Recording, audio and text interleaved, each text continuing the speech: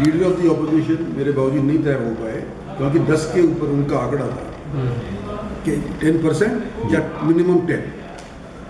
तो उस टाइम से फिर हम कांग्रेस में रहे कुछ साल। फिर हमने इंसाफ मंच बनाया, जिसके लिए माननीय मांगेराम जी को जिला का अध्यक्ष बनाया था। तो इंसाफ मंच बनाने के बाद फिर एक दिन हमारी नरेंद्र भाई मोदी से मुलाकात हो गई, क्योंकि हम 6 सितंबर को शहीदी दिवस मनाते हैं जी।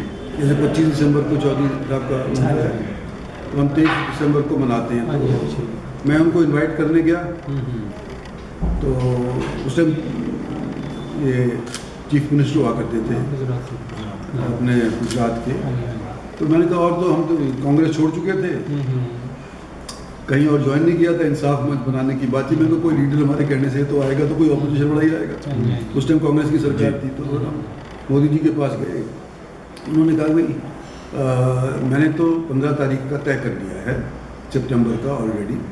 तो मैंने कहा ठीक है, हम उसके अंदर आपका सहयोग करेंगे। मुझे पता चल गया था, पर उसने जब बुलाया जब वो तय हो चुका था। पर उन्होंने फिर पूछा कि भाई तुम क्या सोच रहे हो। मैंने सोचा कि हम तो अपनी पार्टी बनाएंगे आगे पीछे, हरियाणा के अंदर इलेक्शन लड़ने की सोच रहे, जैसे दुष्यंत जी ने लड़ा था तो हम भी सोच रहे थे उस टाइम। तो फिर उन्होंने कहा कि अपनी पार्टी छोड़ो, नेशनल पार्टी ज्वाइन करो, हमारी पार्टी ज्वाइन करो। तो उनकी तरफ से जब मेरे को इन्विटेशन आया, तो मैंने कहा जी अगर आप कहते हैं तो हम तो तैयार हैं। फिर उस टाइम के ऊपर वो अभी प्रधानमंत्री पार्टी की तरफ से नियुक्त नहीं हुए थे, तो उनका फरवरी में ज्वाइन करना भी अभी तो टाइम है। तो सितंबर की बात हुई थी, फिर 1-2 बार बीच के अंदर मिले, और फरवरी जब आई तो मैंने अपने जन्मदिन पर पार्टी ज्वाइन कर दी। तीसरी बार बीजेपी में टिकट दी। तो स्टेट पॉलिटिक्स में भी थोड़ा सा आपका इन्वॉल्वमेंट मतलब पिछले काफ़ी टाइम से कम रहा है। 77 से ना, 77 से लेकर के और 96-97 तक तो मैं स्टेट पॉलिटिक्स में था। 4 बार एमएलए बना था मैं। और 98 के अंदर कांग्रेस पार्टी का मैं और भूपेंद्र हुड्डा 2 ही लोकसभा के एमपी थे। फिर वो कारगिल का युद्ध हो गया, आपको याद हो। तो उस टाइम के ऊपर जब अटल बिहारी वाजपेयी की सरकार गिर गई और कारगिल का युद्ध हो गया, तो उसके बाद फिर कांग्रेस का तो सफाया हो गया। 5 बीजेपी के और 5 सहयोगियों के मिला करके 10 की 10 सीटें अपोजिशन में जब गई थी, जब मैं कांग्रेस में था। उसके बाद फिर मैं 2000 में फिर से एमएलए बन गया। 2004 के अंदर फिर मैं कांग्रेस से लड़ा, फिर बन गया। 2009 में कांग्रेस से लड़ा, फिर बन गया। एक आप जो लगातार आवाज़ उठाते रहे कि हरियाणा में सीएम बन के आप कुछ बदलाव करना चाहते हैं, तो एक बार फिर आप लोकसभा में जा रहे हैं, क्या वो सपना दूर है? मैंने ये नहीं कभी कहा कि मैं सीएम बनना चाहता हूँ। ये थोड़ी सी गलतफहमी है आपको। लोग चाहते हैं कि मैं बन जाऊँ, और लोगों ने मतलब हमेशा यही चाहा कि भी दक्षिणी हरियाणा की रिप्रेजेंटेशन कच्ची पक्की सी रहती है जो भी सरकार बनती है। मतलब योगदान तो चला जाता है हमारी तरफ से, चाहे वो कांग्रेस को जिताने में हुआ हो या बीजेपी को जिताने में हुआ हो।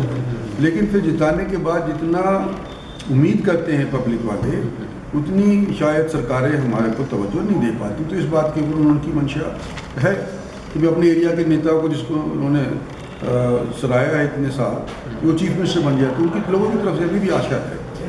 सर, जैसे कि तीसरी बार पार्टी ने कहीं कि फिर से आपको मैदान में उतारा है, और अहिरवार इलाके की बात करें या फिर आपकी बात करें, आपकी कहीं ना कहीं इच्छा थी कि इस बार आपकी जगह आपकी बेटी यानी कि आरती सिंह को मैदान में उतारा जाए और आप प्रदेश की राजनीति में सक्रिय हो, इस तरह की बात के लेकर फिर से आपको ये मैं इसका जवाब मैं दूंगा ना तो वो इसके बाद इलेक्शन के बाद दूंगा।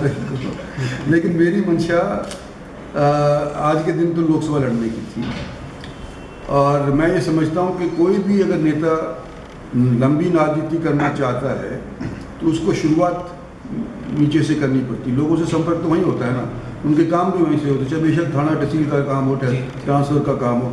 ऊपर जा कर के बैठ जाओ तो फिर तो कट ऑफ हो जाते हो, तो आप लोकल लोगों से फिर तालमेल नहीं बिठा सकते। तो मेरी बेटी को मैं चाहता हूँ कि एमएलए से। और सर, जैसे आपने बताया पूरा जैसे जब तक नरेंद्र मोदी को प्रधानमंत्री का चेहरा नहीं बनाया गया था, वो रेवाड़ी आए, वो सारी चीज़ें हुई, आपके और चौधरी वीरेंद्र सिंह को 2 ऐसे बड़े नेता थे जिनका एक बड़ा योगदान था बीजेपी की सरकार के अंदर वो हरियाणा में लाने में। लेकिन अभी कुछ दिन पहले जैसे वीरेंद्र सिंह जो है उनके थोड़ा फर्क है। चौधरी वीरेंद्र सिंह भारतीय जनता पार्टी ज्वाइन जब करे थे, जब भारतीय जनता पार्टी की सरकार बने, मतलब 2-4 महीने हो चुके जी। हैं। प्रधानमंत्री नरेंद्र भाई मोदी बन गए थे, जी सरकार बनने के बाद वो ज्वाइन किए थे। जी मैं सरकार बनने से पहले और नरेंद्र भाई मोदी को नियुक्त करने से पहले भारतीय जनता पार्टी ज्वाइन करी थी और कांग्रेस उससे मैं 6 महीना 8 महीने पहले छोड़ चुका हूँ। जो हरियाणा में ये इतने बदलाव हुए उठापटक हुई है, सीएम को जिस तरह से बदला गया है, भाजपा को जिस तरह से आउट किया गया है, आप किस तरह से देखते हैं? आउट नहीं किया हमने मतलब पटड़ी पे रेल नहीं बैठी तो वो अलग से लड़ना चाहते जितने वो चाहते थे, मतलब नहीं बन पाई बात। वो तो मतलब हमने आउट नहीं किया, तो हमने तो ऑफर भी किया था। LPW without bomb. हाँ, हमने तो ऑफर भी किया था। क्या ऑफर? वो तो मुझे नहीं एग्जैक्टली मालूम, लेकिन वो ये कह रहे हैं- वो ये कह रहे हैं रोहतक से हमें ऑफर किया। उनको जो सीट ऑफर करी थी वो उनको मंजूर नहीं थी, हाँ। तो मैं इतना ही कह रहा था। तो 4.5 साल पटरी पे रेल सही चली थी। चली नहीं तो सरकार कैसे चलती? वो तो ये कह रहे हैं ये कि सरकार सडन- तो विदाउट उसके भी चल सकती थी उनके। ये एक्सपेरिमेंट करने की मेरे ख्याल से उनकी मंशा नहीं थी, क्योंकि इंडिपेंडेंट का तो ऐसा ही मामला है। यहाँ पर कम से कम पार्टी के लोगों के स्टेबल सहयोग से गवर्नमेंट, स्टेबल गवर्नमेंट के लिए स्टेबल गवर्नमेंट के लिए है। तो अभी जो ये सडन चेंज हुआ है, इट मीन्स कहीं कुछ लग रहा था बीजेपी को कि हरियाणा में मतलब कोई वीक फुटिंग पे है, वो there is a need for change, chief minister का जो चेहरा बदला है। बीजेपी तो अपने आप को पूरे तौर पे सक्षम समझ रही थी जब भी और अभी भी समझ रही है। 10 की 10 सीटें लेना चाह रही थी बीजेपी, और अभी भी वही उनकी मंशा है कि हरियाणा के अंदर 10 की 10 सीटें लानी। तो ये चेंज क्यों पे क्या मतलब कुछ आपको क्या लग कुछ रहा है? आपस के अंदर लोकसभा की सीटों के ऊपर जो उनकी डिमांड होगी उसके ऊपर तालमेल नहीं बैठी। मतलब लोकसभा के अकॉर्डिंग किया है ये, ना कि नेक्स्ट असेंबली इलेक्शन को मतलब मतलब लोकसभा का ध्यान भी रखते हुए किया है, लोकसभा का ध्यान रखते हुए किया है। हरियाणा के सीएम के जो 9.5 साल का कार्यकाल रहा, उसको आप कैसे देखते हैं? वो सफल रहे या कहाँ चुके? जैसे भी रहे ठीक ही रहे यार, मेरे से क्यों पूछते हो? तो सर आप लंबे अरसे बाद फिर से हिसार आए हैं, तो अभी विधानसभा चुनाव होने में काफ़ी समय है, तो क्या ये समझ रहे हैं कि राव साहब फिर से इंसाफ मंच को जो है सक्रिय करेंगे? नहीं, इंसाफ मंच तो जिंदा है मेरा। नहीं, सक्रिय रूप से। हाँ, सक्रिय इंसाफ मंच को लोकसभा का चुनाव के बाद जी मतलब दोबारा से जैसे अब इनके साथ मिले बड़ा अच्छा लगा। जी जी तब ये भी कहते हैं कि जी आप 10 साल के बाद मिल रहे हो, 7 साल के बाद मिल रहे हो। तो मेरे जब मैं इंसाफ मंच बनाया था तो मेरे तकरीबन सारे जिलों के अंदर एक शाखा सी मेरी बन गई थी।